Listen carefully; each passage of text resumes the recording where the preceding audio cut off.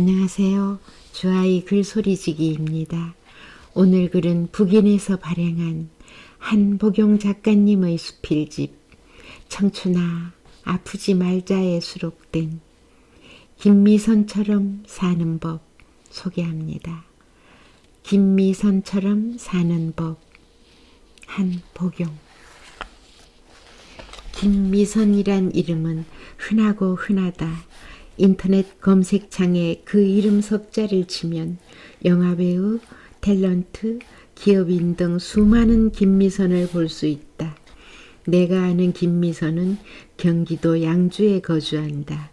그는 나보다 8살 아래로 우리가 알고 지낸 지는 23년째가 된다.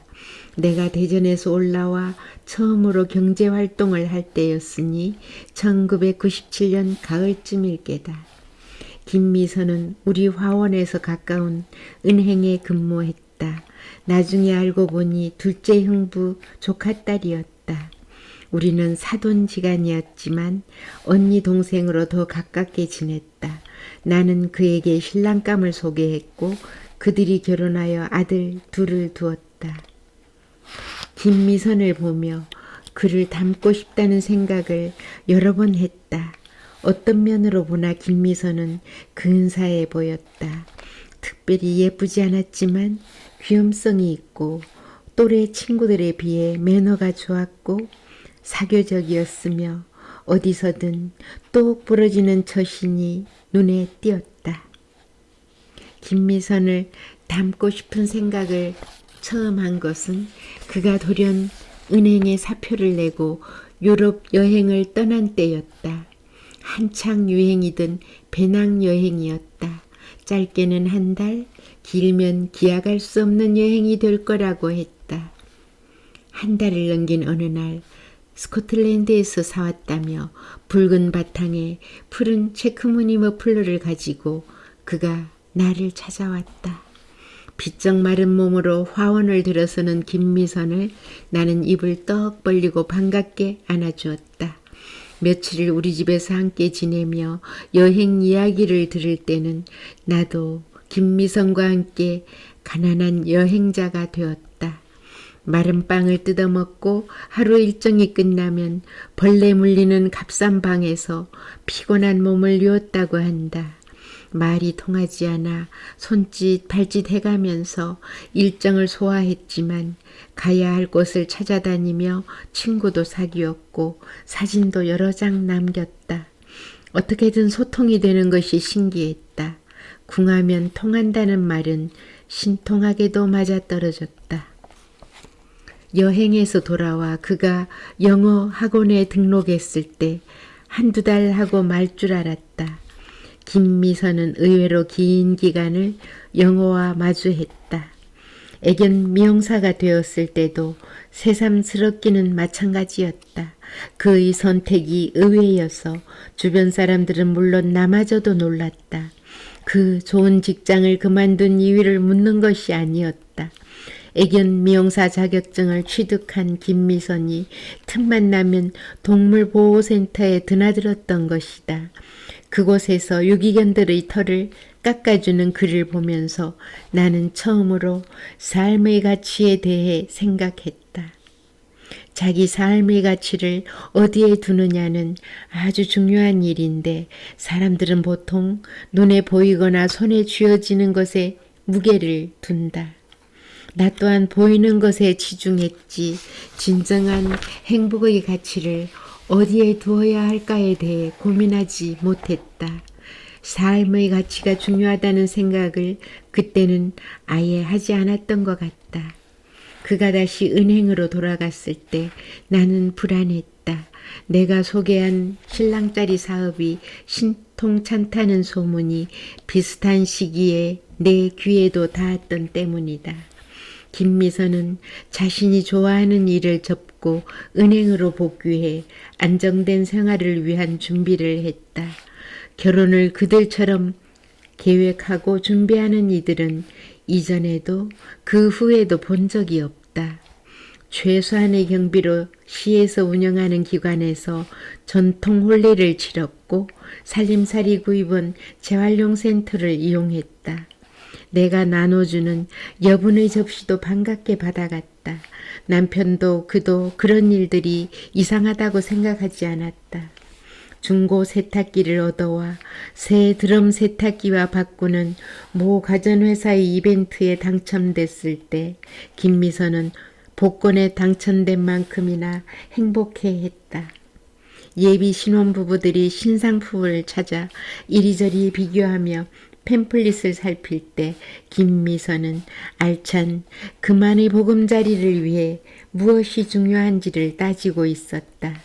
어떤 대단한 물질도 내 것이 되는 순간 더는 내 것 이상이 되지 않더라는 그의 말은 나에게 새롭게 들렸다. 남편의 사업이 기울면 기우는 대로, 새로운 사업을 하면 그런 대로 군말 없이 도움을 주는 김미선을 보면서 퍽이나 무던하다 싶었다. 자신이 말린다고 멈출 남편도 아니고 이왕 하는 거 같은 편에 서서 응원의 마음이라도 얹어주고 싶다는 것이 김미선의 뜻이었다. 김미선이 두 동생을 챙기면서 마지로서 힘이 되고 싶었다는 말에 나는 고개가 숙여졌다. 그의 듬직한 마음에 나도 모르게 박수가 터져 나왔다. 홀 시어머니와 친정 부모께도 최선을 다하는 모습을 여러 번 보아왔다. 웃는 얼굴은 김미선의 트레이드 마크였다. 웃어야 행복한 것이 아닌 정말 행복해서 웃는 모습이었다. 나는 알았다. 김미선은 자신에게 닥치는 모든 일들을 회피하려 하지 않았다. 힘들어도 대면하고 헤쳐나가는 쪽을 기꺼이 택하는 사람이었다. 김미선이 특별한 이유는 이 밖에도 여러 면에서 볼 수 있었다. 나는 그로 인해 기부가 무엇인지를 알았다. 우리는 다달이 이름도 얼굴도 모르는 불우한 이웃에게 우유를 나누어 주었다. 매월 같은 날에 자동이체가 되는 2만 원은 크게 부담되는 금액이 아니었고 그에 비해 기쁨은 몇 배로 컸다. 김미선을 알고부터 그가 하는 일이나 그가 권하는 일은 뭐든 따라하려 했다. 그러면 즐거움이 덤으로 되돌아왔다. 김미선은 내 재물을 살펴주기도 한다. 돈을 어떻게 써야 할지 모르는 내게는 고마운 일이다. 현실을 바로 보지 못하고 분에 넘치는 생활을 하는 내게 김미선이 일침을 가하는 것은 이상한 일이 아니다. 요즘은 상대가 좋다고 무조건 잘해주는 시대가 아니라는 것도 김미선을 통해 알았다. 좀 더 얕게 살 필요가 있다고 했다. 마음에 드는 상대라도 마냥 퍼주기만 하는 시대는 이미 지났고 그 시절도 바람직하지 않았다는 것이다. 그는 적은 금액으로 적금을 들게 하고 그것이 모여 목돈이 되는 즐거움을 맛보게 해주었다. 특별하면서 특별할 것 없는 김미선의 삶이 나는 좋다. 그럼에도 나와 비교하면 비교조차 되지 않는 김미선의 삶에 나는 매번 존경의 마음을 표한다. 공부에 취미가 없는 아이들을 그들이 좋아하는 일을 하도록 돕는 어머니 김미선을 보면서 그의 열린 넓은 마음을 읽는다. 나는 다시 태어나면 김미선처럼 살고 싶다. 욕심을 부린다면 아예 김미선으로 다시 태어나고 싶다. 그가 어떤 배경에서 성장하고 교육받았으며 어떻게 지금의 모습으로 왔는지 모르겠으나 그의 성장 배경이 내 바람을 달라지게 하는 일은 없을 것이다. 좋은 것을 보면 동생을 생각하고 부모를 생각하고 거기에 주변 사람들까지 생각해주는 김미선의 넓은 품을 보며 조만간 그를 찾아가 비법을 챙겨볼 생각이다. 이야기는 여기까지입니다. 곁에 닮고 싶은 롤 모델이 가까이 있는 것은 삶의 큰 축복이지 않을까요? 나를 돌아보는 좋은 시간도 함께 선물 받을 수 있는